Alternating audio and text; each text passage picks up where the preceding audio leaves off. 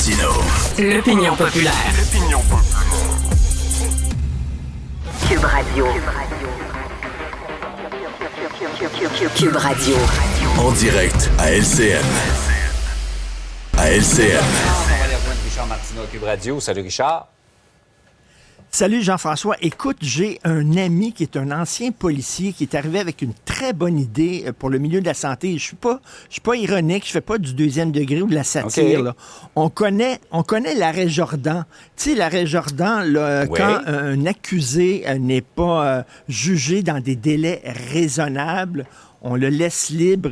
Et cet ami-là me dit, André, que je salue, il me dit, écoute, il devrait avoir comme un genre d'arrêt Jordan dans le milieu de la santé, c'est-à-dire que si tu n'es pas traité dans des délais raisonnables, le gouvernement doit te payer une consultation ou des soins au privé. Je trouve ça très intéressant. Comme parallèle, On s'attendrait, là, on s'entendrait sur un délai qui est raisonnable pour un citoyen. Passé ce délai-là, on juge que ta santé est à risque.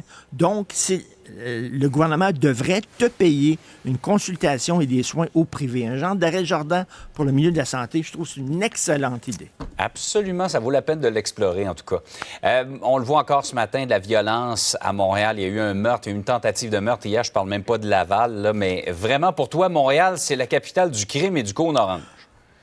Ben écoute, là, c'est parce qu'on se gêne même plus, là, Jean-François, là, en plein jour, dans des parcs maintenant, dans des terrains de basketball et tout ça.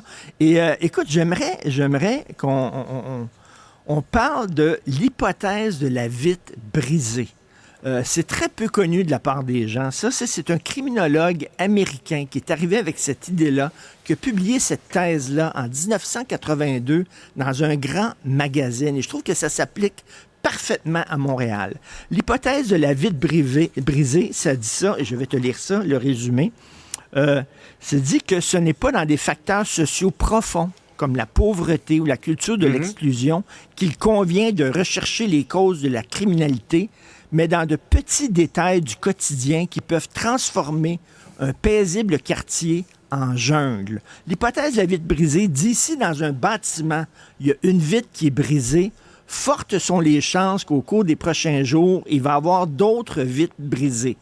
Ce qu'on dit, c'est que quand tu vis dans une belle maison, quand tu vis dans un beau quartier, tu as tendance à respecter ce quartier-là et à avoir des comportements qui soient corrects. Plus ta ville ressemble à une dompe, plus tes comportements baissent de niveau. Plus que tu te sens de moins en moins gêné de jeter tes vidanges dans la rue, d'avoir des comportements de délinquance. Et Rodolphe Giuliani, à l'époque où il était un grand-maire à New York, maintenant c'est vraiment la déchéance, c'est rendu la marionnette de Donald Trump. Là, on a de la difficulté à croire qu'il a déjà été un homme important et intelligent, mais écoute, lui, il croyait beaucoup à ça à New York, en disant, on va commencer par faire en sorte que la ville de New York soit belle. On va réparer les bâtiments qui sont brisés. On va réparer les commerces qui sont placardés.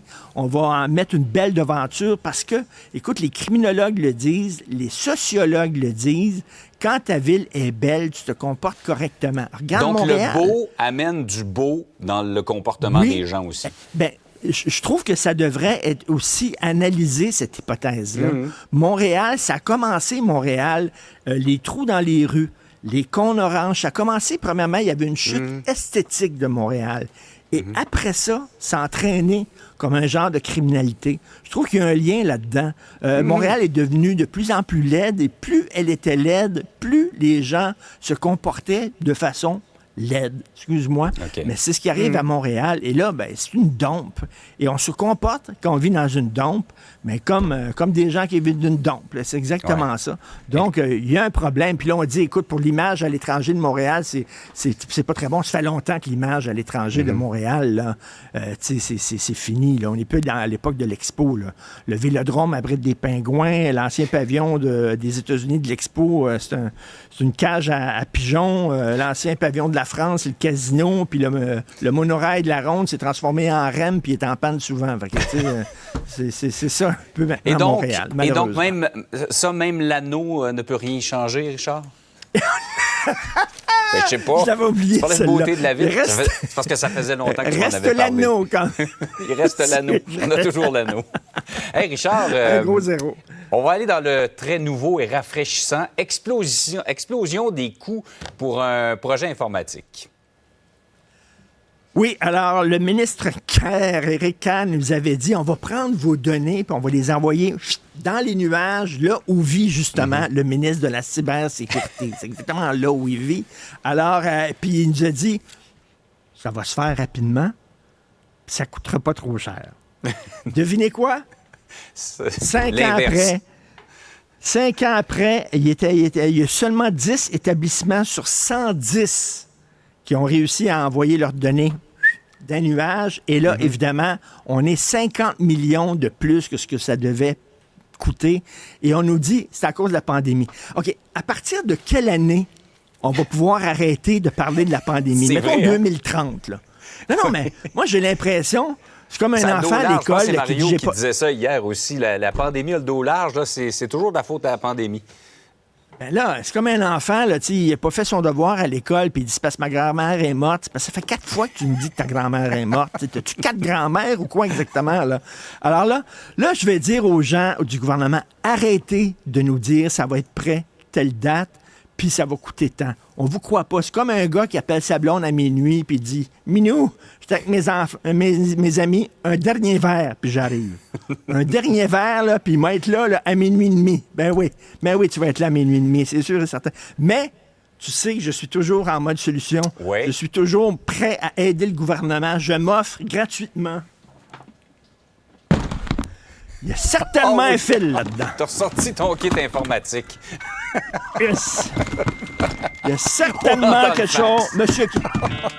Monsieur Kerr, vous pouvez me rejoindre. Vous savez où me contacter à Cube. Là-dedans, il y a la solution. Je suis convaincu. Et tous ensemble, on va réussir à envoyer nos données dans les nuages. Ah oui. Convaincu. Ah oui, absolument. Quand t'es rendu je à te m'offre fier à pour le Richard gouvernement. Martineau et à sa boîte de fil, c'est que t'es vraiment mal barré. Hey Richard, je te laisse te dépêtrer là-dedans. Bonne journée.